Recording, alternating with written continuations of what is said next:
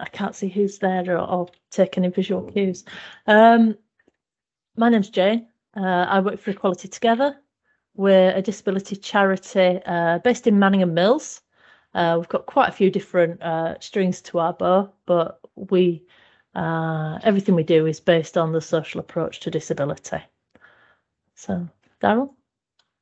Yeah, I'm Daryl. I work with Jane, again, at Equality Together. Among other things, I lead on the EDI training offer that the organisation does. And as Jane says, it's a user-led organisation. So we are an organisation of and with disabled people. Not for, for and by. Yeah, not for. Sorry, brain's gone blank. Okay, so we're just going to give you, there we go, that's a few of our services that we have available. We have an equipment centre with an OT in it. We provide alternatives to respite. We have the best welfare advice team in Bradford. We provide volunteering, and we're just in the process of setting up the coffee shop. So, yeah, come and find us, come and have a nose round, see what we do. We're going to give you a quick, we're not going to teach you to suck eggs. The Equality Act exists. It brought together all the old anti-discrimination laws. So to make it easier to understand and so it covered more people. Okay. I'm sure you're all aware of the 9 protected characteristics, so I won't dwell on it. What's a disability? So we've got the definition from the Human Rights Commission here. If you have a physical or mental impairment that has substantial and long-term negative effect on your ability to do normal daily activities. Nice medical model description there. Quite a few people out there aren't aware that the long-term condition that they have includes them in that definition. So there's plenty of different hidden disabilities out there. What the social approach is about, it's about fostering an environment within your organisation that means people feel safe to be able to talk about the conditions they have. Okay. And reasonable adjustments. There was a full session on reasonable adjustments earlier in the week. So they do apply to everyone, including trainees, apprentices, people who are on contracts, and business partners. So it's not just making it easier for your standard employees, it's for everyone within your organisation. So, Daryl. Okay. Are people familiar with any of these models that are approaches to disability? There's the medical model, the social, which we're going to talk about in a bit. There's the charity, religious, and tragic. Has anybody come across these terms in terms of describing disabled people? Yeah, a couple of nods, a couple of shakes of heads. Okay. I'll mention medical and social in a little bit because that's the essence of what we're going to talk about. But you may well have come across the charity model, and that's telethons, for example. Yeah, where disabled people, where organisations are set up to support disabled people and their condition, if you like. So it's about, giving to individuals, and there's an imbalance of power there in terms of where who's actually doing the collecting and the giving, and who's doing the receiving, if you like. Religious, well, karma, that's the reason why you're disabled. Okay, well, don't you worry about it, because it's a test. It's a test, and when you get to the pearly gates or whatever your belief is, then it's fine, because God's just testing you. You may well have come across that a few times. You'll get your reward in heaven. Yeah. The tragic model. The tragic model is it's the pity model. Almost, it's such a shame that you are who you are, Yeah, such a shame that you can't do these things. How how do you actually, if I were you, I don't know whether or not I'd be able to survive. You know, your life must be really, really, really difficult. Yeah, you may well have come across some of those phrases before. Yeah. So the social approach, well, okay, this was born in the late 70s, early 80s, and there's some of the protagonists on those pictures there. So on the left-hand side, we have a guy called Vic Finkelstein. Vic Finkelstein, I remember him giving a talk in Bradford in 1994 to a conference, and Vic's story is quite interesting. He was born in South Africa, and he acquired a spinal injury in South Africa, and he was a campaigner against apartheid in South Africa at the time, and he was arrested in Johannesburg. He was tortured. He was in 180 days in solitary confinement for anti-apartheid activities, and he left South Africa as a political exile and became a human rights campaigner over here.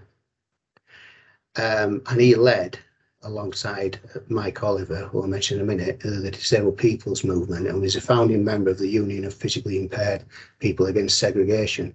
And he was the first chair of the British Council of Disabled People in 1981. He was, one of the founders of the social model. Mike Oliver was his co-founder. He's the guy on the bottom right. Okay. He taught young offenders at Borstal. His life changed by a book published in '76 called The Union of Physically Impaired Against Segregation, alongside Vic. And it talked about the fundamentals of disability, which argued that the root cause of our problems was the way that society was organised and the disabling barriers that we face. Yeah. So it's not so much about whether or not you have an impairment. It's about the fact that societal attitudes, physical barriers, the way that the whole system is set up, that's what disables. Okay.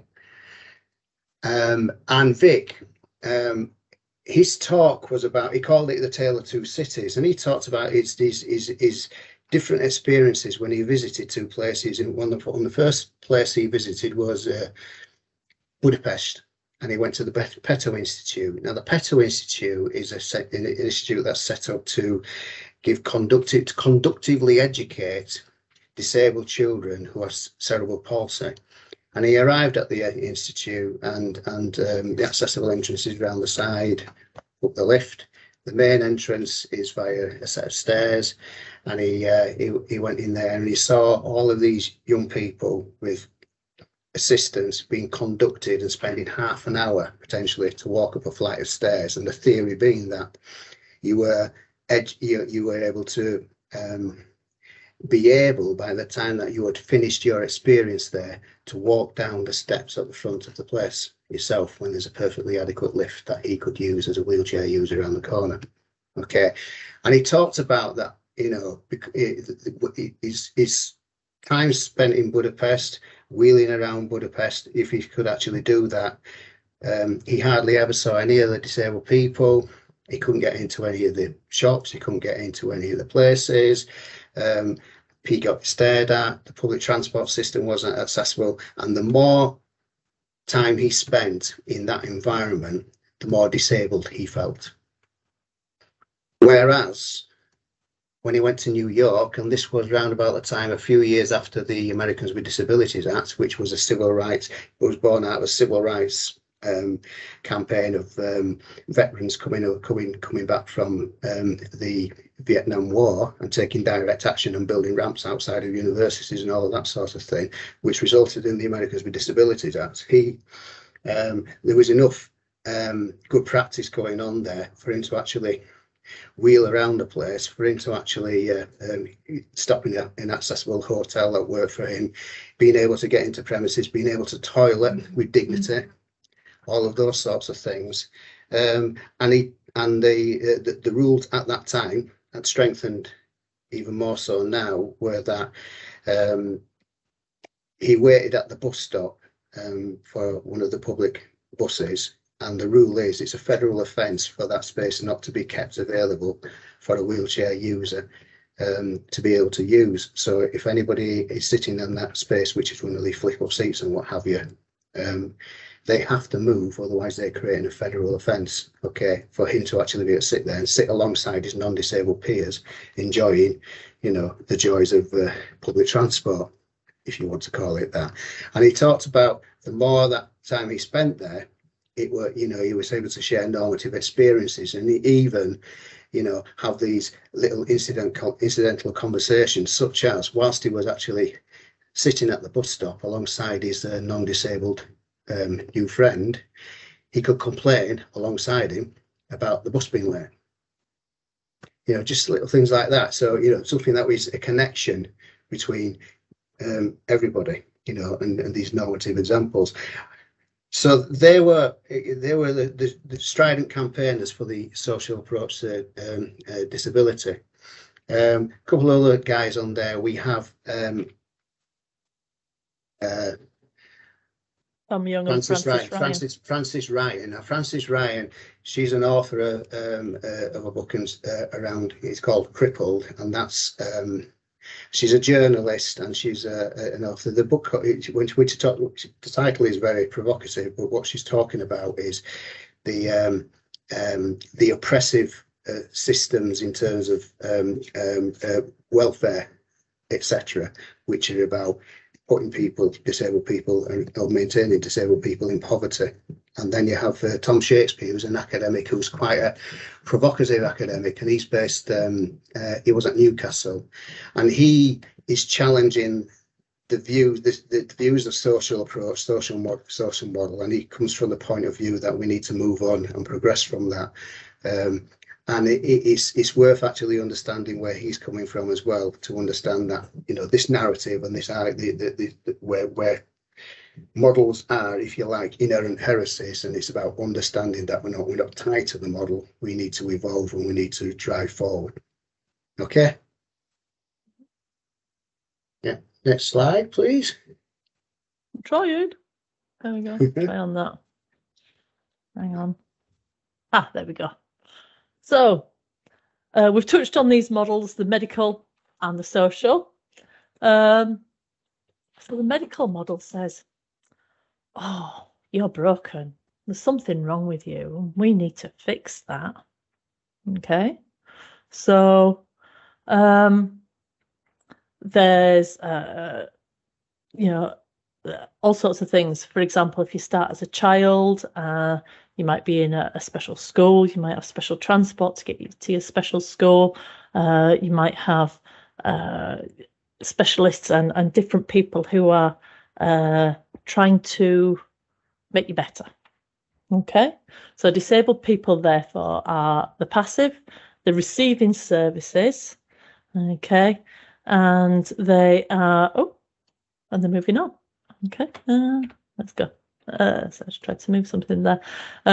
Yeah, so we're looking to manage the problem or fix it. Okay. Whereas the social approach says that my slides aren't doing what I want them to do. Bear with me. There we go. The social approach says you're you. You're who you are. Yeah, okay. There's some impairments there. Okay. But if society was a little more accessible, if society had a bit more awareness, if society had a different attitude, then your life can be what you want it to be. Okay? All those barriers that are there in society are the bits that are actually disabling you. Okay? So disabled people can then be active fighters for the equality and work in partnership with allies. Okay? So it's rather than the impairment being the problem, it's society being the problem. Does that sound okay? Yeah. Okay. I'm not getting any chat. I've just got the. Yeah. Oh, cool. That's fantastic. Sorry, I'm completely blind to all the interaction that's happening. This is a video that Francis Ryan produced. I'll play and we'll have a chat about it later. Sorry, I'm having real trouble controlling my slides. What's happening here? Let's go back.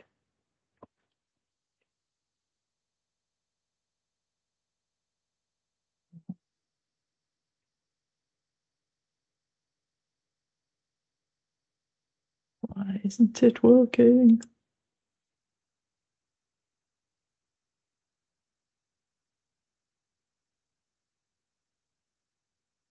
Oh.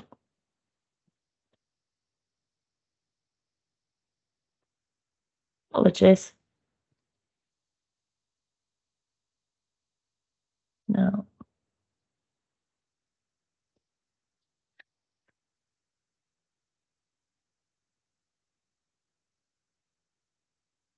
This was working earlier. Okay. You want to see if you can find it? Yeah, sure. Okay. What the video talks about is Frances comes from the point of view, and she came up with this phrase, inspirational porn. Okay. And what she means by that is that, you know, in terms of the way that disabled people are described, they're sort of like objectified in a way. So you might be, she's relating it to the Olympics, for example, where, you know, disabled people were seen as superhuman. In fact, when the Paralympic Games were promoted, not this time around because lessons have been learned slightly, but prior to that, disabled people were described as superhuman. Okay, as opposed to just, you know, human beings who are just brilliant sportsmen and women. You see that phrase quite often. You are so inspirational, and the way that can sort of like translate society as well. There's no reason why you can't do it, because I've just seen what's happening in the Paralympics. So if they can do it, why can't you do that? Why can't you? Why are you capable? Why are you sat here in your own morass? Why can't you achieve? Because they can. Yeah, and the pressure that can put on people as a consequence of that. The other way that it can play out is that people see it as heartwarming to see. Oh, isn't it marvelous? You know, what an amazing thing that can do, and that patronizing attitude that can prevail as a consequence of that. Okay. It's also linked to the issues around the tragic model, which I mentioned, and it's also about it's really about the objectification of non-disabled people in terms of, you know, always having a voyeuristic and an opinion about what disabled people can and can't do. Okay, and people are sort of like objectified, seen as courageous and yet pitiful at the same time, and that is played out every single day in many people's lives, wherever we live in this country or anywhere else. Are you getting anywhere, Jane? I am. I've been in YouTubed. I shall Yeah. Add that on. There we go. Inspirational. Is that okay? You are so inspirational.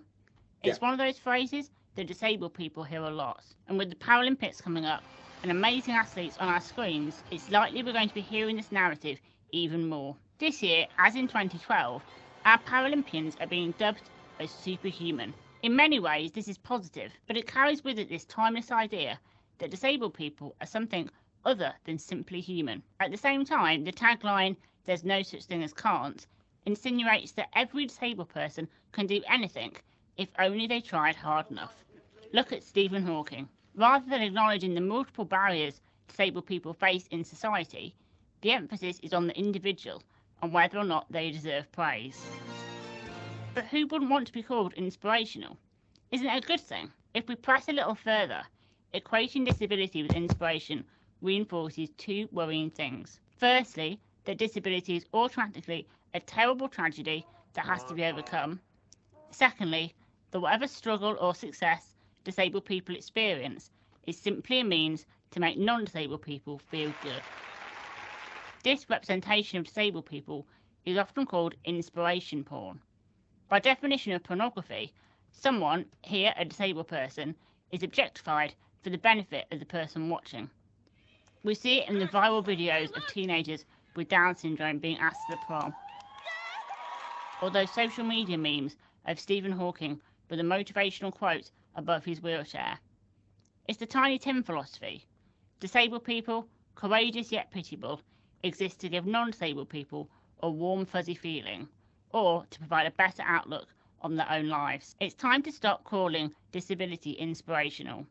Real progress will come when disabled people are seen just like anyone else.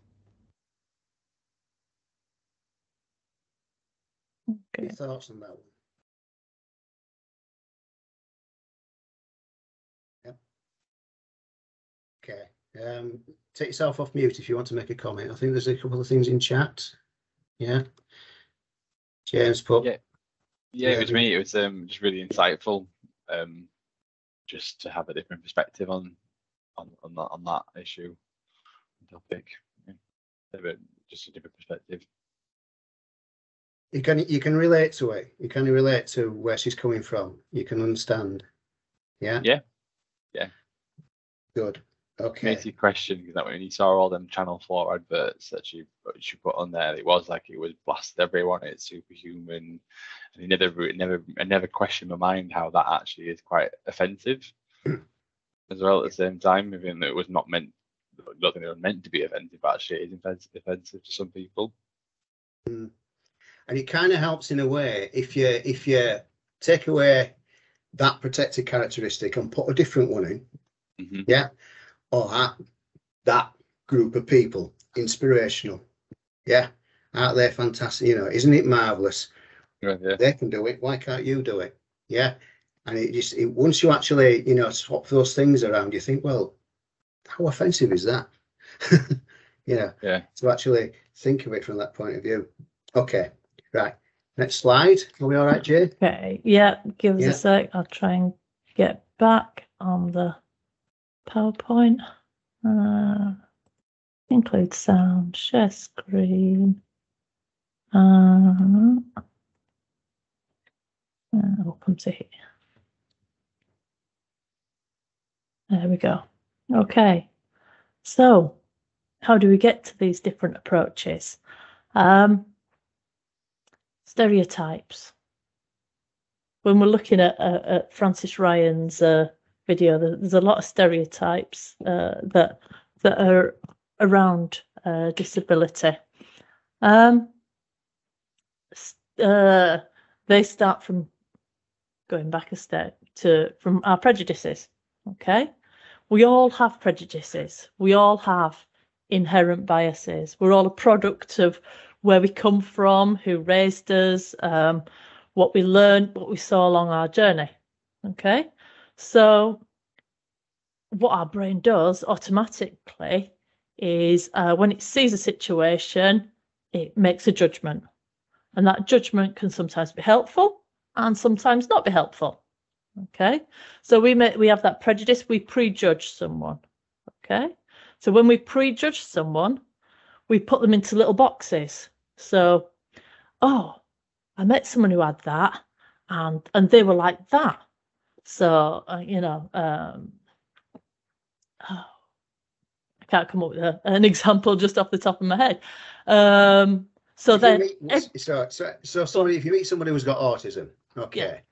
Yeah. And people with autism, the self-advocates would say, when you've met one person with autism, you've met one person with autism.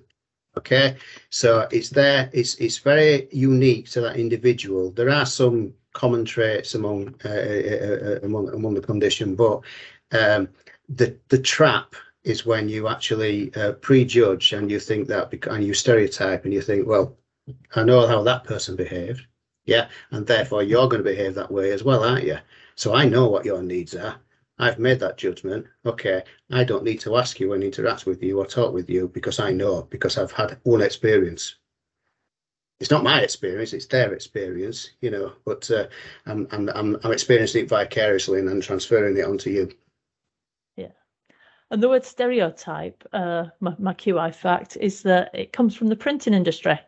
So when you were making lots of copies of the same thing, you had a stereotype and you injected the ink into the stereotype to produce lots of copies of the same thing. And the noise that the injection of the ink made was cliche. So cliche, stereotypes, and prejudices are all linked. So then when we prejudge someone, we put them in a box, and then we might treat them differently from other people.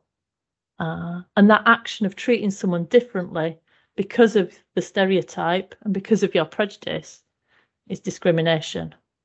Okay? So we treat someone, we other someone. We treat someone as they're different because of the characteristic that we've prejudged. Does that make sense? Okay. Right. And moving on. So. And where that leads to, some of you, I'm sure, would have seen something similar to this before. You know, day-to-day disableism happens, you know, in every walks of life. That leads to patronising attitudes. It labels people as special needs and vulnerable. Are disabled people vulnerable? The answer is it depends. Yeah, we're all vulnerable in certain circumstances, aren't we? It's the context. Yeah. And quite often we have low expectations and we talk about people, we provide services for people, we don't involve them. You know, there's a phrase, nothing about us without us. Absolutely, that's a disabled people's campaign's mantra. Okay. Segregated education or segregation in all sorts of things, and then you can hear a dog whelping in the background. She wants to come into here and enjoy it and participate. Sorry. Yeah. And we deny people's cultural and personal identity. And that leads up the ladder and ultimately leads to what can happen and did happen in Nazi Germany, genocide. Okay. Excuse me. The othering of people, and that, you know, they don't making the judgment of who has the right to life comes further down the track. Yeah. So the question is, where are we? Are we going up the ladder or are we going down the ladder? And what are our policies and practices and the way that we interact and the opportunities? Is it going to make it more likely for disabled people's experience to ultimately be alongside and have equity, inclusion, or is it going to be pushing people towards the exclusion? It's food for thought. So, is anybody familiar with a black triangle?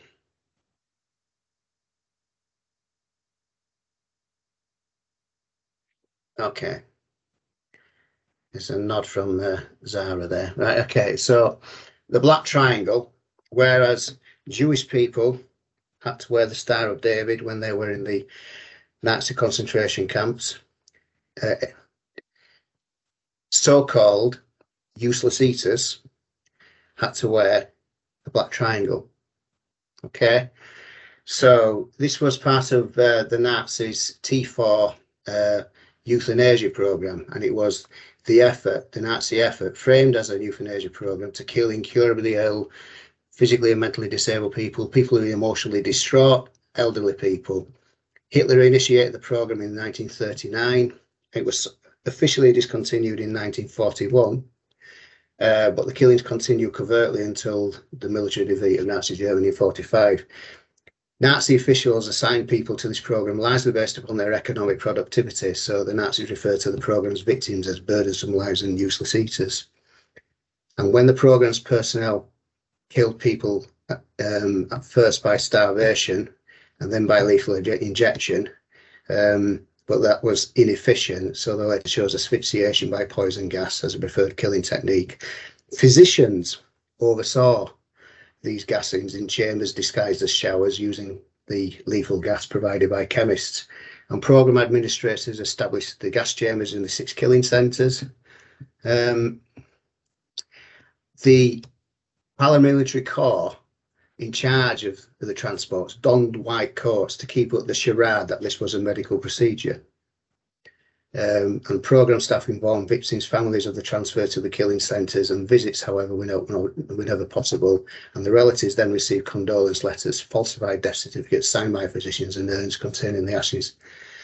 The eugenics movement. Okay, now that resulted in 1.5 million disabled people being killed, murdered during the Nazi period of Germany. It's quite often missed from the narrative of what goes on there. And the other thing I would mention is that the youth and the views of disabled people in the UK at that time period were very similar to what the Nazis felt around disabled people. Yeah, Winston Churchill was very much a eugenicist, for example. So Okay. the Black Triangle was adopted by the disability rights movement because of these reasons, as their logo going forward, about owning it, taking it on, moving it forwards. Yeah, so it's very much been reclaimed. And UK Disability History Month, okay, if you look on the emblem of UK Disability History Month, the Black Triangle is prominent. So, the social approach. This video, I'm hoping it works. This video, some of the language in it is a bit old-fashioned, but it gives quite a good way of looking. It doesn't look like this is going to happen. It doesn't look like this is playing either. What's going on? Okay. Let's unshare. See. These all worked as we were practicing before we came on. It worked in training. It did. Yeah. Okay, I'll see if I can find it again. Go on, you keep talking, Daryl. Do you want to go on a slide or? Yeah, do you want to, shall we get onto the barriers slide? Okay, cool. Yeah. Am I still sharing, or have I've unshared, haven't I? So I'll find all the rest of it. For people to put them in chat. Okay. What are, as you perceive it, the common barriers that get in the way of disabled people accessing your services? We've got a list there. So give us an example of any of those bullet points there: physical, communication, technical, cultural, social, economic, service. Are there any examples in your workplace that you can think of, or that you've seen or observed or come across? Yeah, we've got a hand up. We'll go Lim and then Jodie. Lim? Do you mean me? Yeah, sorry. Is it Maley? Is it Lim? Sorry. Yeah. Oh, okay. It's come up as Lim my first. work. Sorry. Okay, Yeah. I must have logged in on my work Teams rather than my personal. Sorry. Yeah. So I was thinking in terms of my partner is dyslexic, and just trying, like, the emails and everything, and trying to find the right email in an inbox when he's dyslexic and the titles aren't immediately clear. It's hell for him. So trying to get to medical appointments and trying to remember exactly when it is, and it's just pure hell. And there's nothing we can do about it because it's all become computerized. So it's all a standard email set out, and sent out, and it's just there's nothing you can do. Yeah, thank you for that one. Yeah, Jodie, you hand your hand up. Yes, so you've got wheelchair access, and again going to communication with people who have things like autism or ADHD, having that verbal communication might be more difficult, so they might need things like emails. And that again might be a barrier in terms of if they're at a meeting or something where it is just purely verbal communication. Yeah, thank you. Okay. Sorry, I'm also going to have to go because I've got another meeting in 5 minutes. Okay, all right. Thank you very much. Contribution. Zara's put the we struggle with the basics, i.e. reasonable adjustments. You were at an interview where the PowerPoint was provided for someone who was visually impaired. Yeah, okay. Yeah, it's interesting, isn't it? The assumptions that we make and the systemic barriers that get in the way of people having a chance to actually show what they're capable of, because you know, we sorry, I wasn't able to put my hand up. I'm not sure how to use this stuff, but I can give an example when you're ready. Who's that? Sorry, Samira. Oh, Samira. Hi, Samira. Yeah. Hi. Leading on from the dyslexia, I think that I come across more and more people with not having access to assessments. So if you feel you have dyslexia, you find a lot of people get late diagnoses, but actually getting a clinical psychologist, it costs around £1,500 up to £1,000 to actually have that. So knowing a little bit of the loopholes and how to get them is quite a struggle for a lot of people. Also, I think in terms of the services that I work with, one of the barriers is we've got huge waiting lists. So there's not only problems with accessing assessments, but also with workers not being able to take on more people than we have. So we've got these backup of people that that are trying to access services but can't. So they're just two. I could go on longer, but I won't. So I will just leave you with those two. Thank you. And I think You're my welcome. understanding in terms of access to getting an assessment, if you presenting as neurodiverse, I think the waiting list is several years, 6 to 7 years if you're an adult at the moment. Oh, wow. Which is astounding. And I just share a little thing. A few months ago, I was doing a project and we were working with some ex-offenders, and a person had come out of prison on licence, and he was on the waiting list, and they got on the waiting list whilst he was actually in prison. He came out, and he did something, and he was recalled back to prison. Okay, and therefore he went right to the back of the queue in terms of him going back onto the waiting list. So and we suspect that one of the reasons why he was vulnerable to reoffend is because he wasn't being able to get the right support, because he wasn't getting the diagnosis, etc. Anyway, yeah. Without that diagnosis, people can't move forward. So it is a big barrier. So unless you get that diagnosis, at an early stage, you spend your whole adult life working with those barriers, which inevitably lead to a lot more difficulties in life. So maybe earlier assessments or access to those assessments needs to be looked at, a different pathway, creating a different pathway. Thank you for that. Okay. Thanks. Jane, do you want to move on to let's move on to the suggestions that we put against these. Okay. And then we'll do the videos if they're ready. So physical barriers: location, buildings, furniture, equipment. Okay, this isn't a comprehensive list. Communication: written, verbal, visual, language. Think about how we advertise our services. Think about how we advertise for jobs.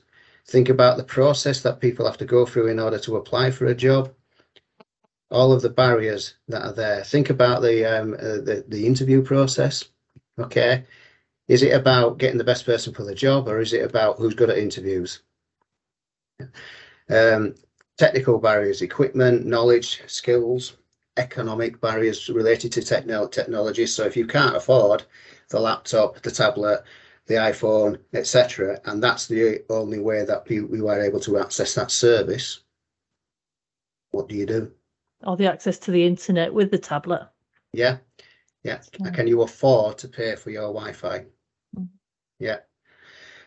Cultural assumptions of people's needs, preferences, behaviours and beliefs. Well, we've sort of touched on that. So, I've seen somebody like you before, so I suspect that this is the way that you are going to behave as well. So I think I've met your needs and I really don't need to ask you personally. Yeah. Social, lack of childcare, parental leave, literacy. It's quite interesting that a few years ago, if you, let's say 100 years ago, right, literacy was a hidden impairment in so many ways because a large part of our population weren't literate because they weren't given that opportunity. Yeah. And now we expect everybody to be literate, and some people would struggle with that. And if you're not literate, how do you get access to how are you able to communicate? How are you actually be able to champion for what is your right? Economic barriers, financial deprivation, and related circumstances. Lynn's put something in chat. Is it Mei Ling or is it Lim? Is it Mei Ling? It's May, but don't worry. Anyway, doesn't matter. Okay. What you put? Try asking a GP for a referral for autism assessment when you have a diagnosis for long COVID. Yeah. Okay. There are lots of barriers and consequences that happened when all of these appointments were cancelled, and the long-term health outcomes are massive for a number of people, especially disabled people. Health literacy is still a huge issue. Thank you, Sarah. Yeah. Flexibility of service. Do people have a choice in how you access the service? And flexibility in how people work as well, I would add. Okay. Right, Jane, are we all right? Okay. Yep. Should we go for a video? Let's go for it. Okay. Let's go for that one. Imagine a town full of physically impaired people, all wheelchair users. They run everything. There aren't any able-bodied people, so naturally, when they built the town, the community decided it was pointless to have ceilings 10 foot high and doors 7 foot high. So the ceilings were built at 7 foot and the doors at 5 foot. In every way, they designed the place the way they wanted it. One day, a few able-bodied people come to stay. One of the first things they notice is the height of the doors. And the reason they notice is because they keep hitting their heads. They come to stand out by the bruises they carry on their foreheads. Soon doctors, psychiatrists and social workers all become involved. Committees are formed. Many people are worried about what becomes known as the problem of the able-bodied. Throughout the town there is a growth of real concern. Specially toughened helmets are handed out, free to the able-bodied, to be worn at all times. Braces are designed which give support and relief, while keeping the able-bodied wearer bent to normal height. Various groups of compassionate wheelchair users get together and form registered charities. Every quarter they have a collection day. Upturned helmets are left in pubs and shops for people to drop their small change into. There is talk of founding special homes.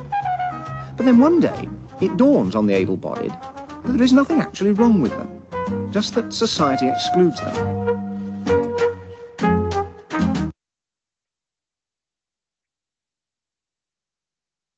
Go. Yeah. Any opinions? Quite old is that one, but and the language is a bit yeah, it needs a bit of work, but it's just gives you an opportunity to think of it from a different point of view. Yeah, and it's very much coming from the social approach.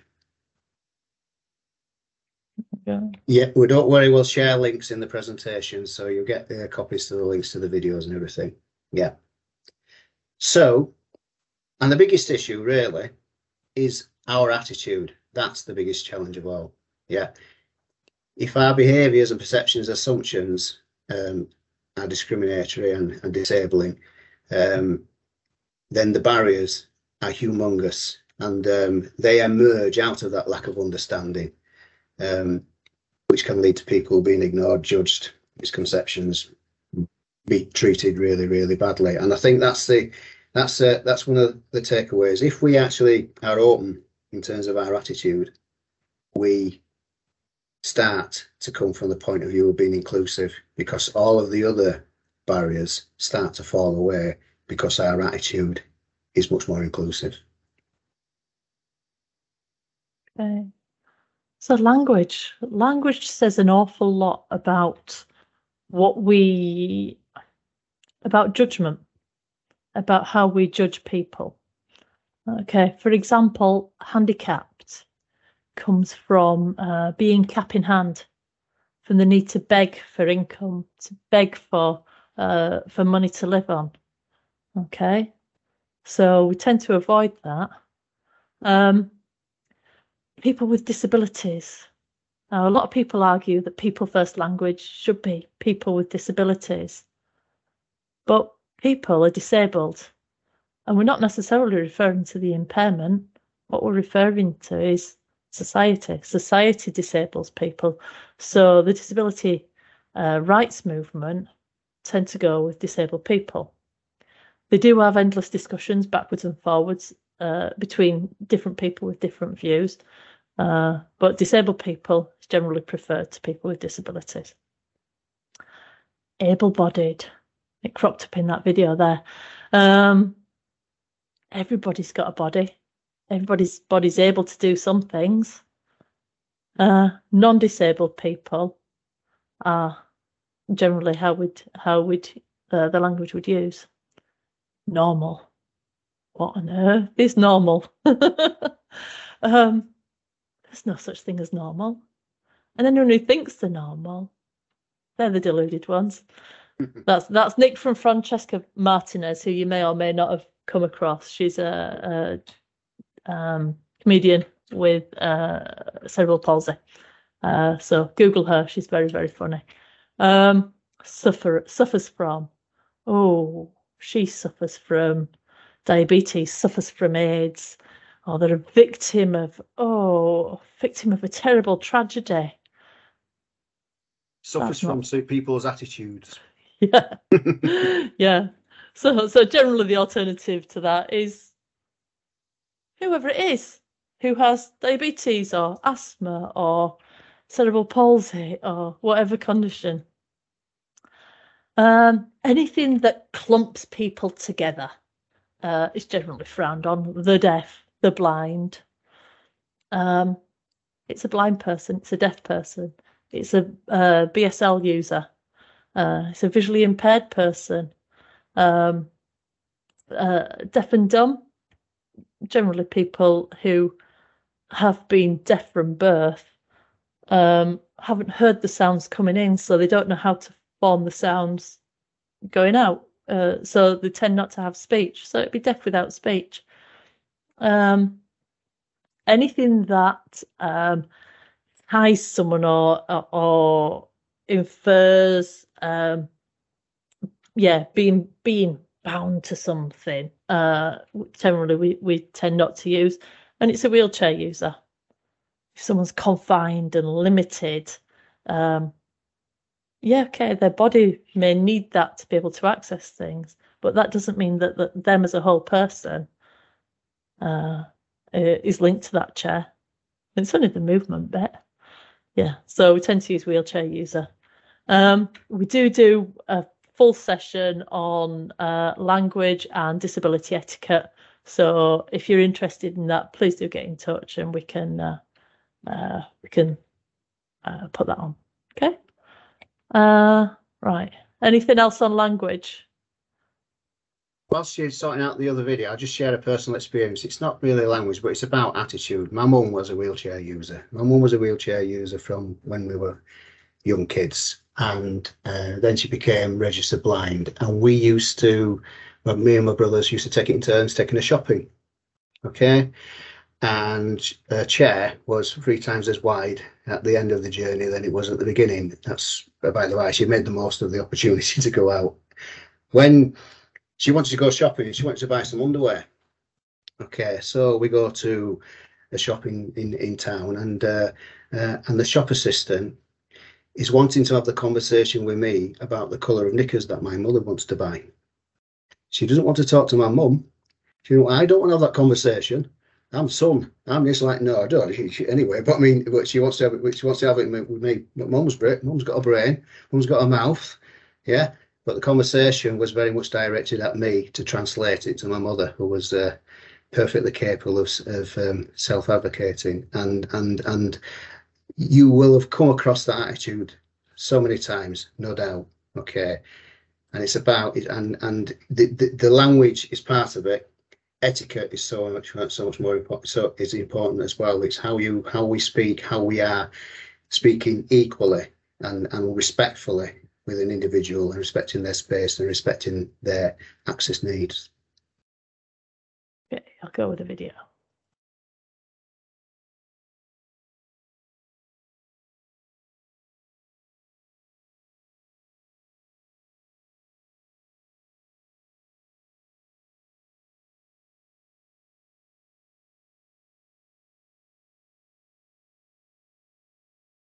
What's happening? You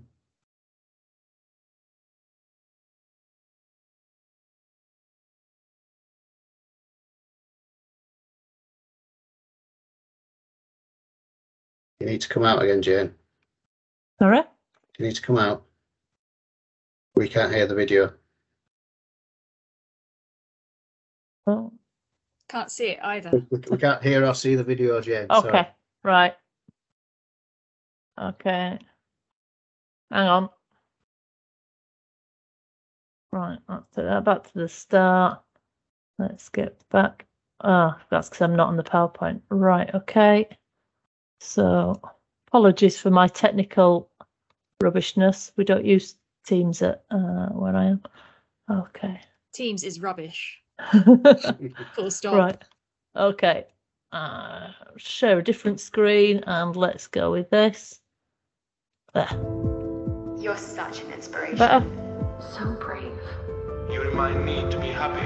I love that you don't let it get you down. Good for you. It breaks my heart. Look at you out and about. You push us all to do better. You are superheroes. Really? Yeah, we're superheroes, all right. We're getting the kids out the door on time. We push strollers. Io sono il passeggino. I'm grateful. People call us special. But there's nothing special about us. We have mortgages. Kill houseplants. Watch reality TV. Pretend we're watching reality TV. Wir essen with duvets. Get sunburn on holiday. We're politicians and lobsters. Pension advisors. We get married. We met on a blind date. And we can laugh at ourselves too. We love our grannies. And our go-go's. We pray 5 times a day. And no, I'm not praying for a cure. I'm praying for a new handbag. We swipe right. We go on first dates. I'm getting lucky too. So are the pedestals are nice. And the pity tolerated. We're not special. That's not what it's like. Non è la nostra realtà. And only when you see us. Wonderfully ordinary. Wonderfully human. Only then Can we all break down these barriers That keep us apart.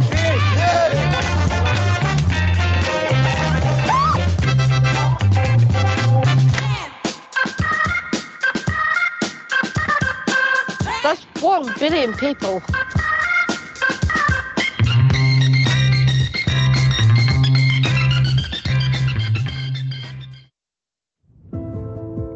You're such an inspiration. Has anybody seen that one before?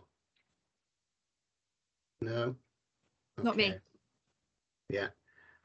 It's something that you're probably going to see a lot of leading up to the next Olympics and Paralympics. It's a 10-year campaign around disabled people's rights across the whole of the world to address the issues of inclusion and people's attitudes, etc. 15%, according to the WHO, disabled people are 15% of the world population. According to the definition of the Equality Act in the UK, we are 22% of the population in the UK. In terms of the Americans with Disabilities Act, they would define it around about 25% mark, so 1 in a quarter. Yeah. 1 in 3 households have a member of their immediate family who is disabled, and the disabling barriers affect the whole family. as well as the individual who has the condition. Yeah, so we are many, but we are seen not as a strong voice quite often. Beware. Yeah. So you will have seen all sorts of examples of this slide. Sorry, Jane. Yeah. Go on. Go on. I was just going to say the same. Yeah. The first time I saw this, it started off with equality, explaining the difference between equality and equity. And the next time I saw it, it had equality, equity, and justice on it, explaining the difference between those. And then reality came. So, it's an evolving slide that's gone quite a way in just a short space of time. So in reality, some people get a lot more than they need, and the people who need support don't necessarily get it. Equality is when the support's there, but everyone can access the same thing. So that suits some people and not others. When equity's there, everyone gets the support they need. If we have justice, we remove the barriers so that everyone, the cause of the inequality has been removed, and everyone has justice. But then the last one, inclusion. Everyone's involved in it. No one's left on the outside. The barriers are gone, but we've made sure everyone's valued and involved. So it's a big progression. But as an equality organisation, this is the one we should be aiming for. Quite fortunate in our neck of the woods to have some really good examples of inclusive sports, and where disabled and non-disabled, male and female, children and adults can actually play together in sports. And hopefully that will continue to evolve and grow, and there'll be lots more opportunities for that to happen. Okay, and I'm still struggling to move on with my slides. We're at 2 o'clock, so we're nearly there. Yeah, so I just share this. I won't read it out. I'll leave it for you guys. It will be in your packs, but it's basically about getting to the point of justice. Yeah. I'm making sure that, when we talk about, and that's where the social approach is really about, it's about justice. It's about, as well as those removing all of those barriers, and have people having rights. If you have rights, you have justice. So if we remove the barriers, we create the opportunity for justice to happen. And for everyone to have their voice. Yes. Okay. So therein lies the end of the session. Is there any questions?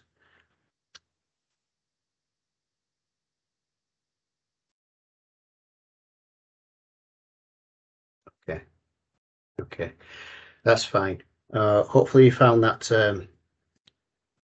this meeting chat is muted. Okay, hopefully you found that helpful and useful. We'll make sure you get copies of the slides. If there's any feedback or if there's anything that you want to follow up on this, please do let us know. And thanks for participating and listening. Do we have time for one more comment? Please. Yeah. So couldn't see who was speaking about dyslexia because Teams is rubbish. I'm sorry, it just is. And but I was just thinking, so I feel a bit of a fraud because I've got long COVID and I saw these events on Eventbrite, so I've signed up. But I'm actually nowhere near where you guys are. I'm down in London. But a lot of the problems, like I'm trying to go back to work with long COVID, and I'm having to fight for my rights. And I also have undiagnosed autism, undiagnosed ADHD, I think. And yeah, that's why I made that comment about trying to get my GP to refer me for an adult assessment is like, he's not going to do it now because he says we've got to deal with the long COVID first. So there's that. But what I wanted to say about, in reference to what that lady was saying about dyslexia and getting a diagnosis and how it's affected people from very young and what's ended up being their life path, and what you said, I think, Daryl, about people ending up reoffending, possibly because. So I did a project with we have gangs around where I live, and I did a project with a social worker. I'm an occupational therapist, by the way. We started talking to the boys in the gangs and getting their side of the story, and a lot of them told us they had ADHD, and a lot of them said like they didn't want to listen to their psych, they didn't want to listen to their counsellors, because all they felt was that the psychs and counsellors were trying to push medication on them. Yeah. And it's just I don't know where I'm going with this exactly, but it's just like the like society disabling people, because these kids aren't doing well in school. They are, like this, like I just feel if they could be given a better chance and more opportunities to work with their ADHD, then this could completely turn the situation around, sort of thing. Anyway, I'll stop there. Sorry, soapbox over. No, thank you. I think we all have empathy, and it needs to be. We need to find a better way of giving people the right support to have. It's also people get the right needs, the right support as early as possible, so that they and labels sometimes get in the way. I understand that. It's about what is the person's need rather than the diagnosis, and it's the fact that you have to get a diagnosis in order to get the right support you really should have is an issue. It shouldn't have to come to that, really, should it? Hello. I've just noticing Chris in chat. We've got Chris Mitchell from Williamsburg in Virginia. Welcome, Chris. Yeah, there we go. Our reach is wide. That's great. Did you say are you a self-advocate for People First? I think that's what's coming up. That's great. Are people familiar with who People First are? If not. Well, People First is a national movement, and there are various People First that operate across the whole of the UK, and there are two and beyond, and there are two People First in Bradford district. There's Keighley and Craven People First, and there's Bradford People First, and they are self-advocates of disabled of people with learning disabilities. So they are run by and supported by coordinators and what have you, but they are organisations of and by disabled people. Okay, so the project that I mentioned that we coordinate. So Equality Together works with the two People First organisations and with another organisation called Bradford Talking Media, BTM. And there are four organisations in this district who are about nothing about us without us. So, yeah. Welcome, Chris. Yeah, welcome everybody. Is there any other questions, or are we done? Is it time to go? Yeah. Okay. Right. Well, thank you, and thanks for your questions and thanks for your interaction. And we'll make sure we get the slides to you. Thank you so much. Okay. Thank you. Thank you.